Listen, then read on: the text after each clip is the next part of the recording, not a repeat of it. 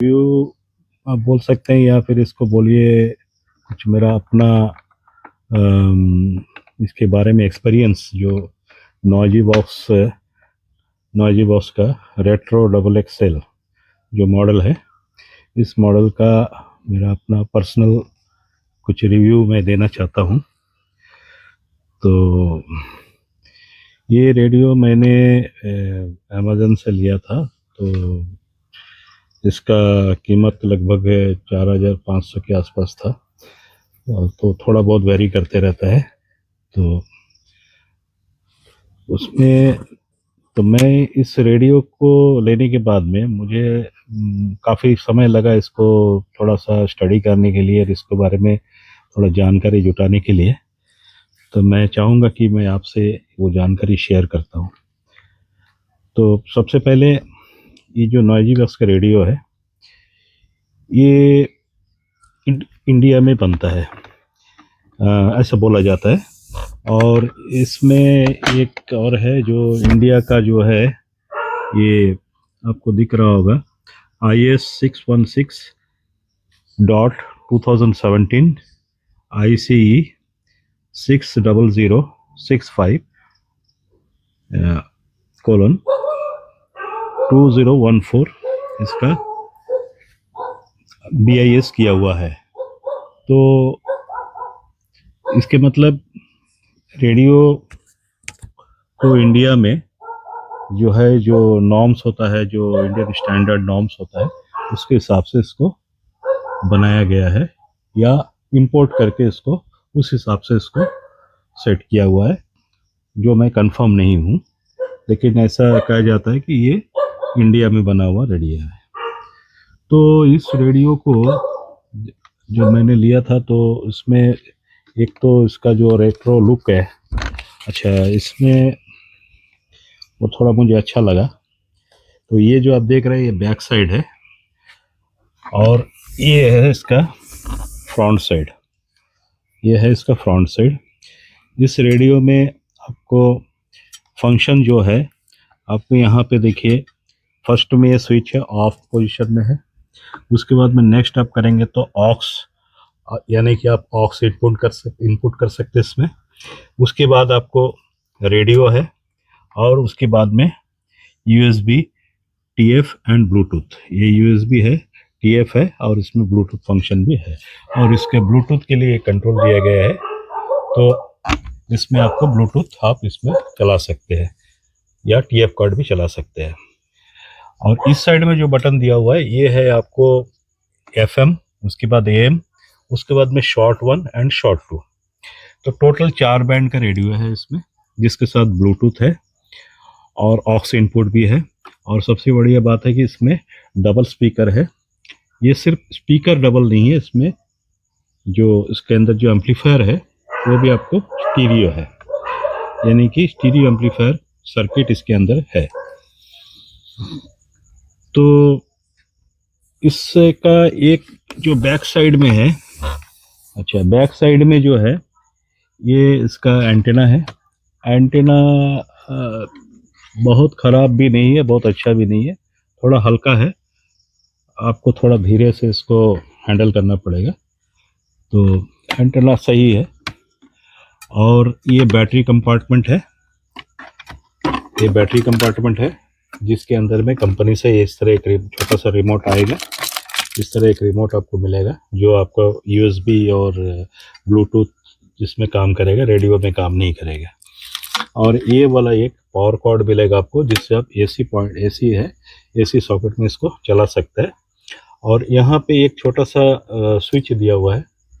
ये स्विच जो है आपको बैटरी ऑपरेटेड, अगर आप बैटरी से ऑपरेट करना चाहते हैं तो बैटरी से ऑपरेट करेंगे, या फिर आप अगर AC से चलाएंगे तो AC में चलेंगे। और एक सबसे बढ़िया बात है, इसके अंदर में 2 लिथियम आयन बैटरी 18650 का एक पैक है, जो हमें अच्छा बैकअप देता है। तो ये है एक बाहरी जानकारी इस रेडियो के बारे में। अगर आप इस रेडियो को लेंगे तो आपको इस तरह सा आपको मिलेगा। अच्छा, इसमें इस रेडियो को लेने के बाद में मैंने कुछ दिन इसको स्टडी किया। स्टडी करने के बाद में मुझे कुछ लगा तो मैं उसका कुछ अपना मॉडिफिकेशन भी किया हूँ। तो वो मॉडिफिकेशन क्या है वो मैं आपको बाद में बताऊंगा, उसका डिटेल बाद में शेयर करूंगा। तो मॉडिफिकेशन एक तो है कि ये इतना बल्की है, ये इतना बड़ा है, इसको आपको कैरी करने के लिए ऐसा उठा के ले जाना पड़ता है। तो ये एक मुझे थोड़ा अजीब सा लगा। तो मैं क्या किया, एक अच्छा वाला एक जो है एक हैंडल, इसमें मैंने इस तरह से एक अच्छा वाला हैंडल जो इसके साथ में ये कलर जो इसका जो सिल्वर कलर है या स्टील कलर है इसके साथ में ये मैच करता है, ऐसे इसका कलर के साथ में मैच करता है। तो मैंने एक उस तरह से एक हैंडल लगा लिया जो मुझे अभी उठाने में आसानी होता है। और एक जो मैंने किया, यहाँ पे एक नॉब आपको दिख रहा है, एक्स्ट्रा नॉब, ये एक्स्ट्रा नॉब इसमें नहीं रहता है, ये मैंने अपने से इंस्टॉल किया है। ये एक फाइन ट्यून का काम करता है। उसका ज़रूरत क्यों पड़ता है तो मैं अभी थोड़ी देर में आपको उसका लाइव दिखा रहा हूँ। तो ये है इसका लगभग ये। और इसमें जो ये जो आपको स्विच दिया हुआ है, माइक्रो स्विच, एक छोटा सा स्विच है। ये स्विच जो है अगर आप एसी की तरफ करेंगे तब इसका इंटरनल बैटरी, इसका इंटरनल जो सेल है लिथियम सेल, वो यूज़ होगा। और इंटरनल सेल से इसका काफ़ी अच्छा बैकअप भी मिलता है।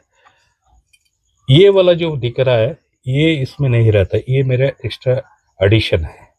ये क्यों है, ये क्या है, ये मैंने आपको थोड़ा देर में बताऊंगा। इसके अलावा यहाँ पे ये देखिए ऑक्सीन का दिया हुआ है फर्स्ट में। उसके बाद में फ़ोन्स, आप चाहे तो इसमें आप ईयरफोन यूज़ कर सकते हैं। इसमें डीसी इन का सॉकेट भी दिया हुआ है, जो आप सोलर पैनल लगा करके इसको अगर चलाना चाहते हैं तो चला सकते हैं, अदरवाइज इसका सेल को चार्ज कर सकते हैं।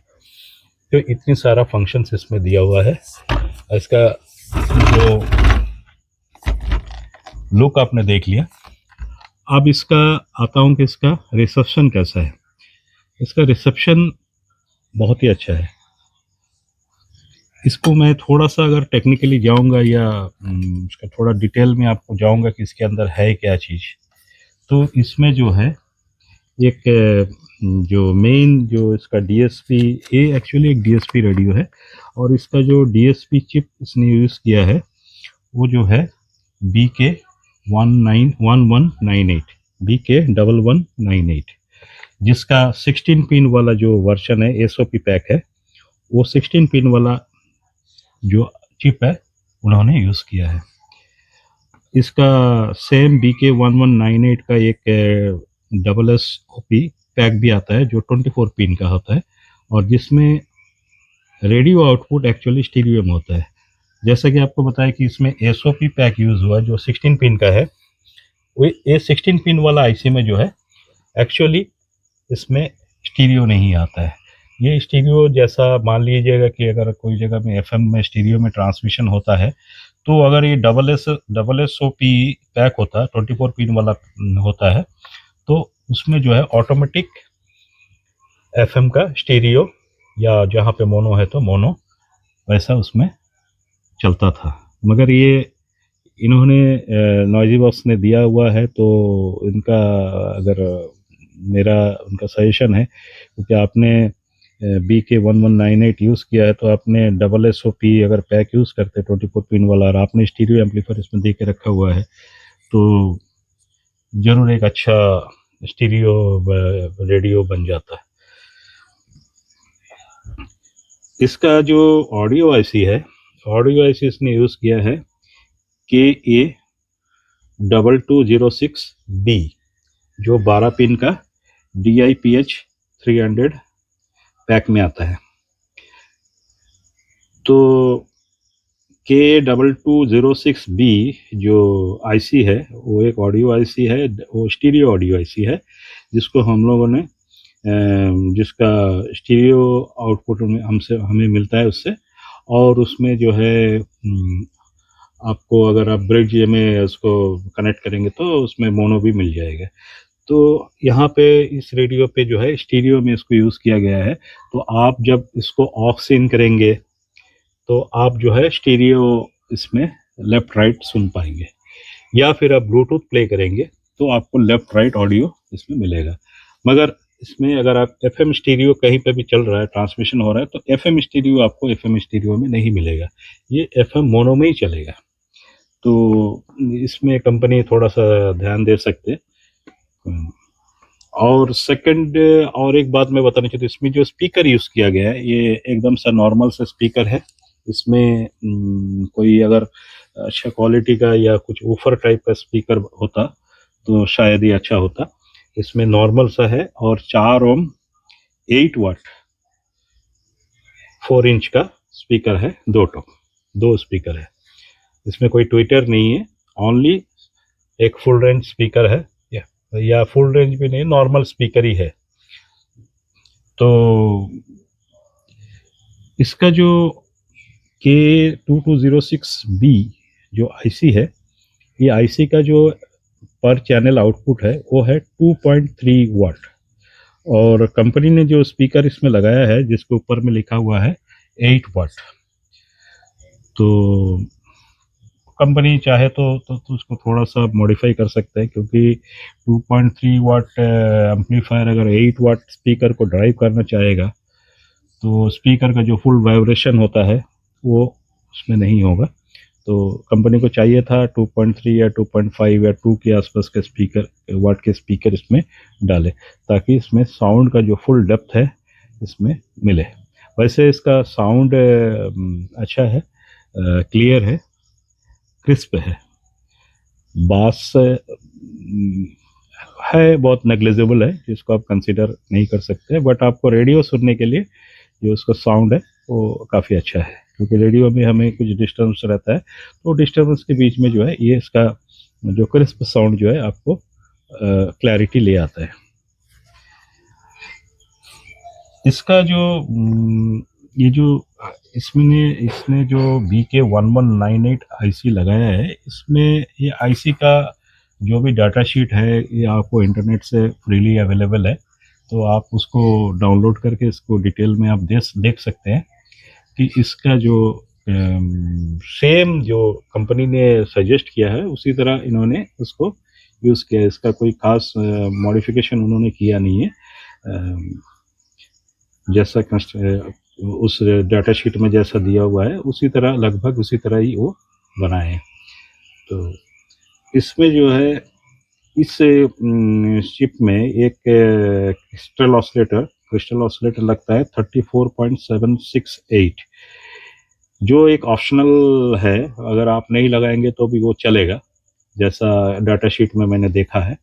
मगर उसका यूज़ ये है कि आपका जो स्टेबिलिटी है, जो मतलब आप ड्रिफ्टिंग होता है, जो फ्रीक्वेंसी जो है एक जगह आप ट्यून करते रहते हैं और वो ड्रिफ्ट होते रहता है, तो वो अगर आप ये क्रिस्टल ऑसिलेटर आप लगाएंगे जो 34.768 किलोहर्ट्ज़ है, तो ये जो है आपको ये प्रॉब्लम सॉल्व हो जाएगा। तो उसके बाद मैं इसका जो अच्छाई बताया है उसमें है आपको एक ब्लूटूथ है, इसमें स्टीरियो ऑडियो है, इनका रिसेप्शन भी, इस चिप का रिसेप्शन भी अच्छा है, क्योंकि इस चिप में जो है ऑटोमेटिक गेन कंट्रोल है।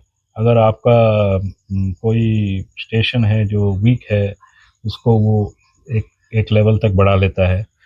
और इसमें एक ऑटो ट्यून फंक्शन है। ऑटो ट्यून फंक्शन में क्या होता है, अगर मान लीजिएगा कि आप स्टेशन को ट्यून करे हैं और स्टेशन जो है एकदम परफेक्टली ट्यून नहीं हुआ है या जस्ट जरा सा बगल में है, तो कुछ वो जो है कुछ समय के बाद में वो अपने आप वो स्टेशन को अपना ट्यून कर लेता है। तो ये एक बहुत ही अच्छा फीचर है इस चिप का। और जैसा कि आपको बताया कि इसमें एक इनबिल्ट बैटरी भी दिया हुआ है, जो हमें और बैटरी का जो चक्कर में इसको पड़ना नहीं पड़ता है। वैसे आप इसको अगर ड्राई सेल से चलाना चाहेंगे तो 6 सेल का ज़रूरत पड़ता है, तो आजकल के दिन में ड्राई सेल एक बहुत महंगा फेर हो जाता है, तो उसको अवॉइड करने के लिए 18650 का 2 बैटरी इसमें दिया हुआ है। जो इसका खराब भी बोल सकते हैं, या इसका जो कॉन्स है जो इसका है कि इसमें जो ट्यूनिंग में काफ़ी डिफ़िकल्टीज होता है। वो डिफ़िकल्टी क्यों होता है, बेसिकली आप देखिए, ये जो डायल है ये यहाँ से शुरू होता है, मतलब ये देखिए 87 के सामने से ये डायल शुरू होता है और ये चलता है, आपको ऐसा घुमाऊंगा तो ये चलता है आपको 108 तक का।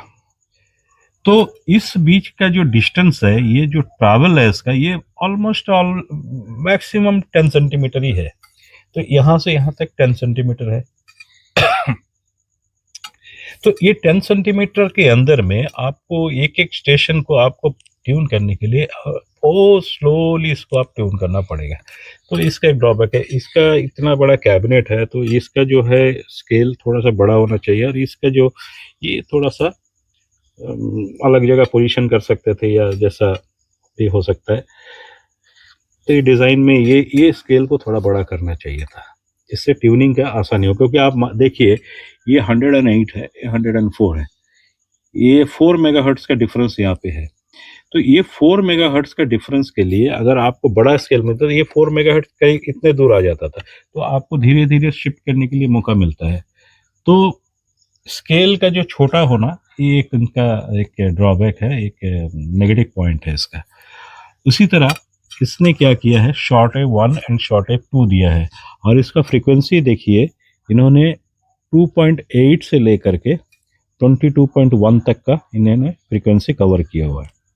अब एक शॉर्ट 1 में दिया हुआ है 2.8 से लेकर के 10.1, और शॉर्ट 2 में दिया हुआ है 9.9 से लेकर के 22.1, यानी कि कंप्लीट शॉर्ट वेव बैंड जो आपको लेके 120 मीटर से लेकर के आपको ये 11 मीटर तक कंप्लीट जो है, इसमें शायद 13 मीटर तक का कंप्लीट इसमें दिया हुआ है।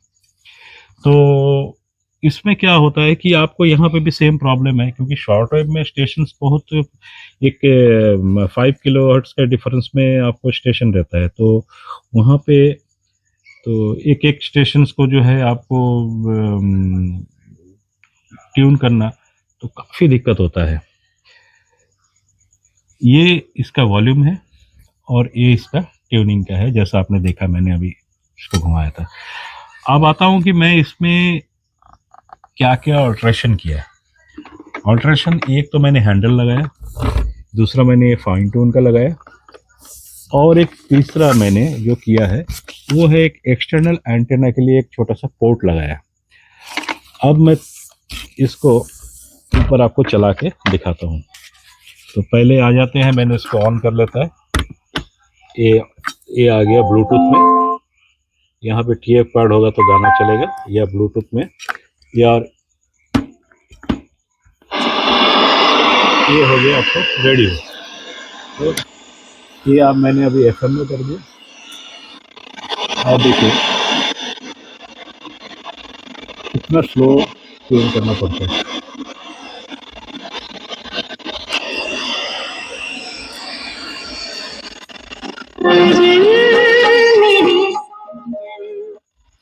तो ये हमारे यहाँ का लोकल स्टेशन है, तो सॉन्ग चल रहा है तो मैं ज़्यादा देर नहीं चलाऊँगा, तो जस्ट एक बार साउंड सुन लीजिए।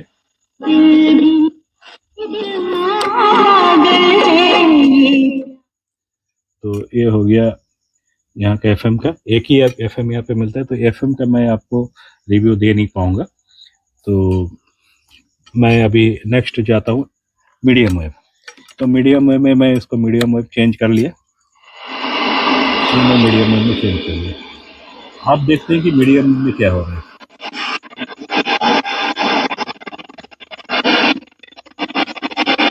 देखिए